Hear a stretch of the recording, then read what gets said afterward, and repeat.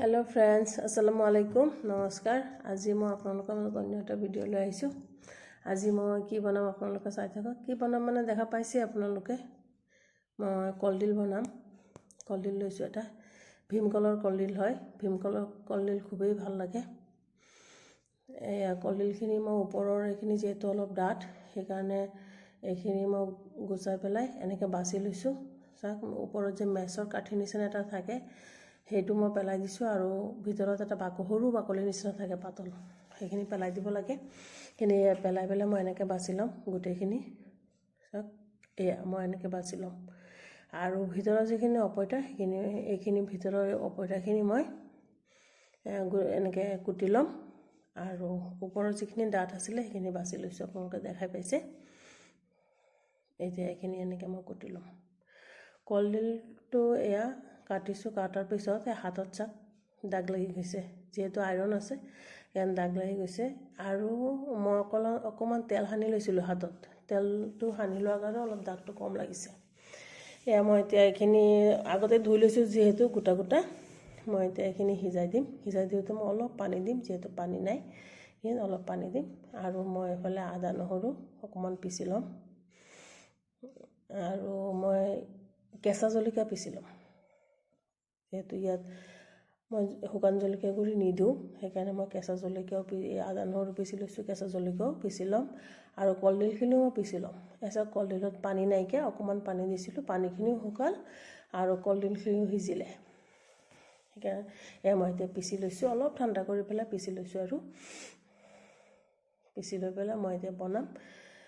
মই কেৰাহীত তেল দি পেলাই পিঁয়াজ দি দিছোঁ আৰু মই একদম কম পৰিমাণে জিৰা গুড়ি অলপ দিম, অকণমান ধনিয়া গুড়ি দিম, সেয়া চাওক অকণমান হালধি গুড়ি দিছোঁ আৰু নিমখটো লাগিবই, এইটো টেষ্ট অনুযায়ী নিমখ অলপ দিছোঁ।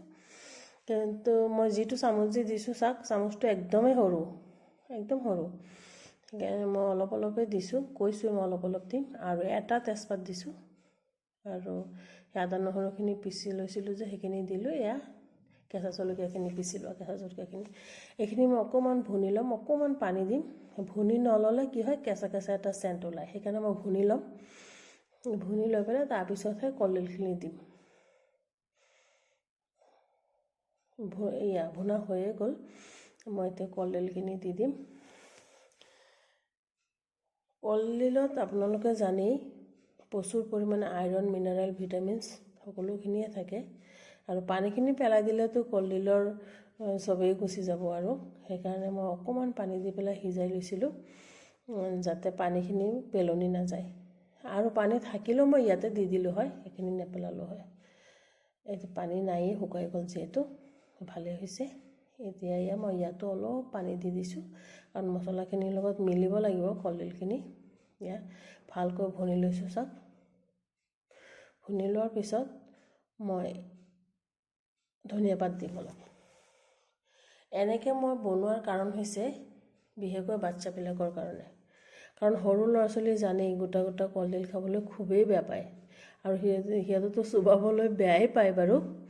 সেইকাৰণে মই যে গোটা গোটাটো নাখায়েই, সেইকাৰণে মই এনেকৈ বনাইছোঁ যাতে বাচ্চাবিলাকে খায় আৰু এনেকৈ বনালে খাব, গমেই নাপায় এইটো কি বনাইছোঁ। ইয়াত নকলেই হ'ল সিহঁতক, এনেকৈ বনালে সিহঁতে খাব। তেতিয়া অন্য এটা বেলেগ কিবা ৰেচিপি বুলি ভাবে, সেইকাৰণে মই বাচ্চাবিলাকৰ কাৰণে মেইন এনেকৈ বনাইছোঁ পিচি পেলাই। অকণমান টাইম আছে হ'বলৈ, শুকায়ে গ'ল পানীখিনি। কেৰাহীৰ পৰা উঠিয়ে গ'ল চাওক, কেৰাহীত আৰু লাগি থকা নাই, সেই পানীখিনিও শুকালে। হৈ গ'ল কলডিলখিনি।